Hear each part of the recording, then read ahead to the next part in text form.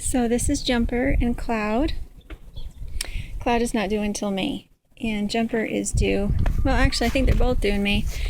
Jumper has really big babies. She's bred to a meat sheep, and you can see she has really nice fiber, but she has really big babies that don't have hardly any fiber. We have her tied because when given the opportunity, she will chase the other goats and butt them in the belly, and we had one goat that miscarried this year because of it. So she's on a long line. She can get into her shelter if she wants to, but she never does. She doesn't mind any weather. I keep her water in this white bucket. She has already put hay in it this morning. It's to keep her water from getting nastied by the ducks. And this is her hay. And she's kind of a bottle sheep. Not really. She was raised by a Nigerian dwarf crossed with an alpine. That was her mother. We had her adopt her. And she is my biggest animal, and she is my biggest eater as well. She eats as much as 2 goats. The other thing we got done this morning, I gave her lots more straw because when we had that hay, it meant that, when we had that snow, it meant that everything got wet, and I do not want my animals to be wet.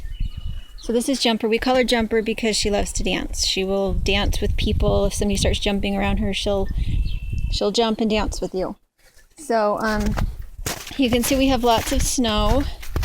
It's starting to melt, but I do have to keep the greenhouse vented because it's quite warm in there. And I put another layer of straw down for the meat rabbits. These are my silver fox bunnies. The parents are inside the hutches. The babies are out here.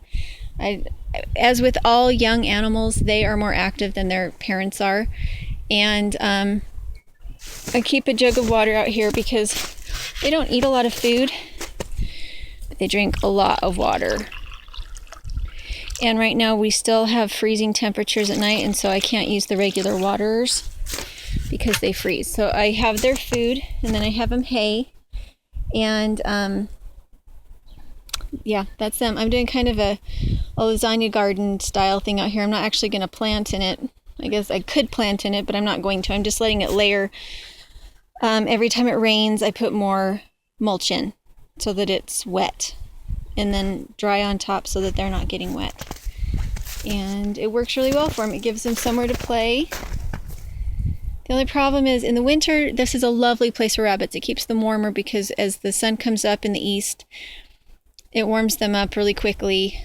But once we start to have some really good sunshine in March, it gets too warm for them, and so I'm thinking I need to put them underneath the tree facing north because I don't want to put them under the deck until I absolutely have to. Under the deck, it keeps them cool, but they don't have a lot of sunshine and the cages are smaller. So we'll see how this goes.